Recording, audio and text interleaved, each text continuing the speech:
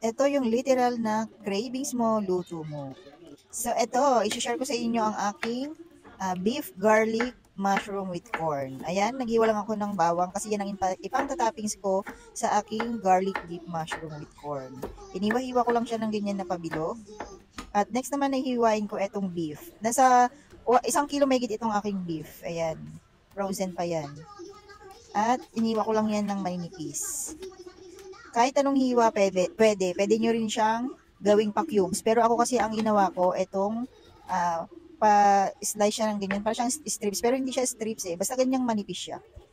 So, ayan, ganyan siya. Para mas mabilis siya lumambot. At ilalagay ko na siya dito sa bowl para naman i-marinate ko siya. Ito, maglalagay lang ako dyan ng white pepper, Worcestershire. Tansya-tansya meter lang ang ginawa ko. At maglalagay rin ako nitong oyster sauce. At itong sesame oil. At maglalagay din ako dyan ng soy sauce. Halo-haloin lang, i-marinate ko lang ito ng 30 minutes to 1 hour para kumapit yung mga pampalasa na inilagay natin. So, ayan, ganyan siya. At ito para yung aking mga gagamitin. Ito all-purpose cream, cream of mushroom, at itong mushroom na pieces. At magdadagdag din ako dyan nitong whole kernel. Ayan, nagpainit na ako ng kawali at tinesting ko na kung mainit na. Nung mainit na, naglagay na ako dyan ng oil. At inilagay ko na itong bawang. Ipapa-brown ko lang siya. Ito yung pang-toppings ko mamaya dun sa ating beef pag naluto na siya.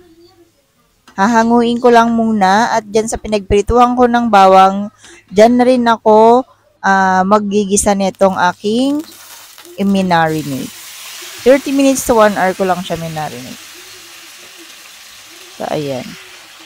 At ililipat ko nga ito ng kawali kasi medyo maliit na yon. At dito ko nilipat sa aking mas malaking kawali na Chef's Classic na stainless.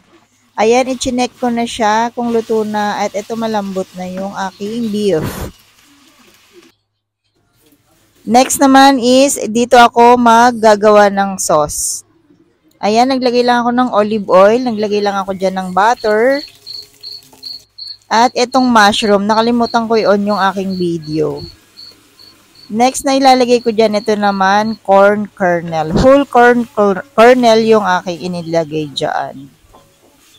Halu-haluin lang. After nyan is maglalagay tayo ng cream of mushroom naman.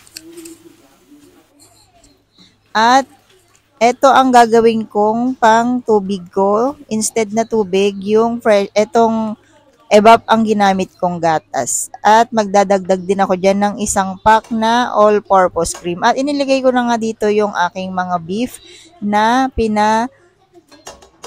naginisa ko kanina. So, ayan, luto na yan. So, ihanda na ang kanin at subukan niyo na tong recipe na ito. Yan lang.